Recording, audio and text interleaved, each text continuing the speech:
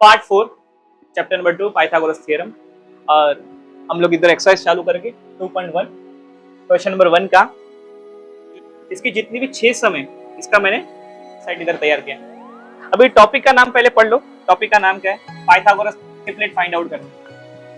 Part 1 में हम लोग देखा था कि ट्रिपलेट का मतलब क्या होता है। 3 नंबर का जो ग्रुप होता है, 3 नंबर के ग्रुप होते हैं, उसको हम लोग ट्रिपलेट बोलते हैं। उसमें जो बड़ा नंबर होता है उसको क्या बोलते हैं? हाइपोटेनस बोलते हैं। बाकी 2 नंबर को हम लोग क्या बोलते हैं? बेस और हाइट बोलते हैं।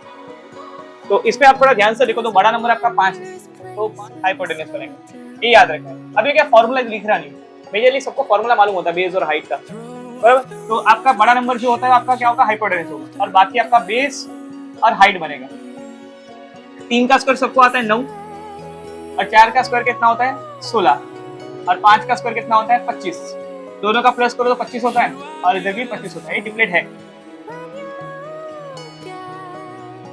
वैसे इसमें देखो तो सबसे बड़ा नंबर कौन सा है? 12 है। तो 12 नंबर जो होगा वो आपका हाइपोटेनस बनेगा।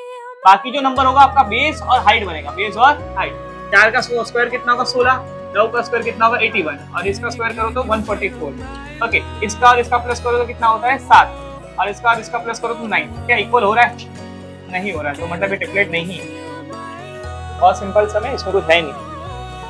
आगे आते हैं। फिर से इसमें बड़ा नंबर देखते, 13 नंबर है, और जितना बड़ा नंबर होता है वो आपका क्या बनेगा? हाइपोटेनस बनेगा। बाकी आपका ये बेस और हाइट बनेगा। बेस का स्क्वायर क्या है? 5 का स्क्वायर क्या होगा? 25 होगा। 12 का देखो तो 144, और 13 का देखो तो 169। मेजरली जो ये स्क्वायर के अंदर जाना है तो आपको 120 का स्क्वायर आना चाहिए, नहीं आता तो प्रॉब्लम आएगा। 5 और 4 का प्लस कर दो कितना होता है? 9 होता है। 14 और 2 का प्लस कर दो 169 होता है। 169 ट्रिपलेट है। वैसे देखो तो इसमें सबसे बड़ा नंबर 74, तो 74 आपका हाइपोटेनस बनेगा, और बाकी आपका बेस और हाइट बनेगा।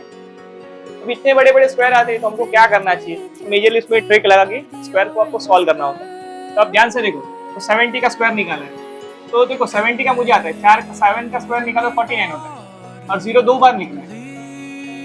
7 का स्क्वायर क्या हो जाएगा? 49, और 0 कितनी बार लिखना है? 2 बार।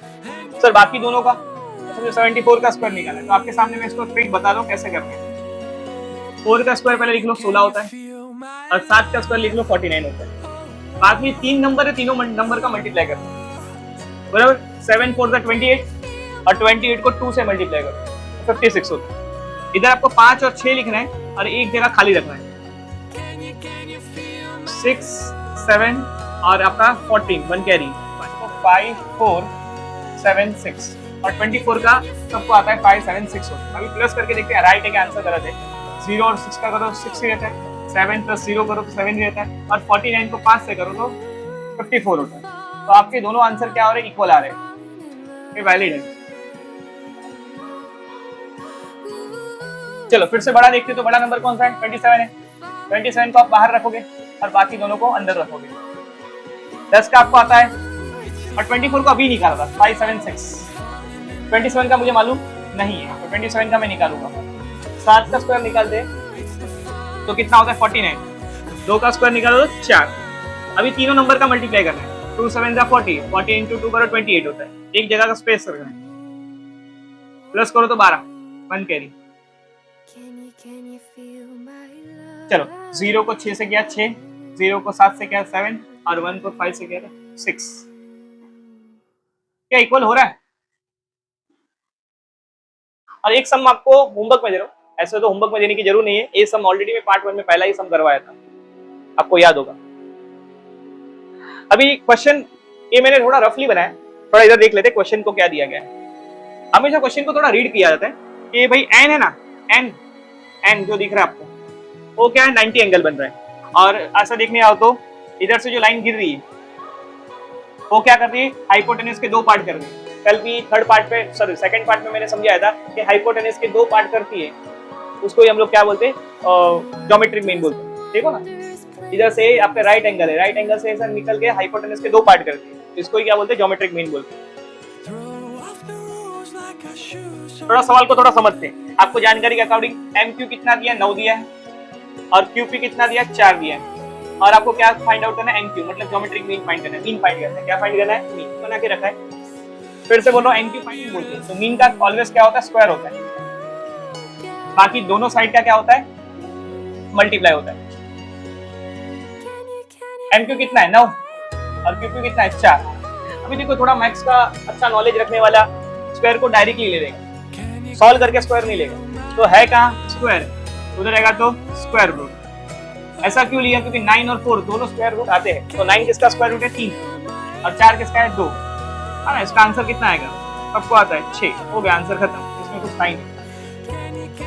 ये होने के बाद आपको इधर डॉट डॉट करके ज्योमेट्रिक मीन लिखना है। बच्चे लोग को लिखने में प्रॉब्लम आता है, ये लिख लो तो हाफ मार्क्स इधर मिल जाते हैं, टीचर को मालूम पड़े कि इसका है क्या है। चलो दूसरा, इसमें आप थोड़ा ध्यान से देखो, आपको ए टाइम पे मीन का आंसर दे दिया 10 और दोनों साइड में से एक साइड दी, दूसरी साइड दी नहीं है। थोड़ा ध्यान से देखो, मीन का आंसर दिया है, दोनों साइड में से एक साइड का आंसर दिया, एक साइड का आंसर दिया नहीं है। तो थोड़ा ध्यान से देखो, मीन का आंसर कितना दिया 10 और एक साइड का आंसर दिया 8, दूसरी साइड फाइंड आउट करना है। और थोड़ा और अच्छे से देखो, आपको फाइंड आउट करना है क्यू आर।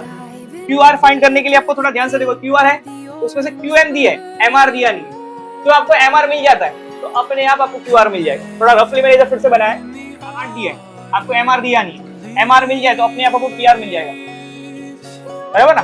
तो फिर से आपको मीन का फॉर्मूला लगाना है। तो मीन का ऑलवेज क्या होता है, मीन का क्या होता है ऑलवेज स्क्वायर होता है, और दोनों साइड का क्या होता है मल्टीप्लाई होता है, नहीं तो प्रोडक्ट भी बोलते हैं। QM का आंसर दिया 8 और MR दिया नहीं है, वैसे PM का स्क्वायर दिया, PM कितना है 10 है, तो 10 का स्क्वायर करो कितना होता है 100 और 8 मल्टीप्लाई उधर आएगा तो डिवाइड। अभी थोड़ा आप इधर थोड़ा दिमाग लगाओ, रफली दिमाग लगाओ, तो कट फुट करो।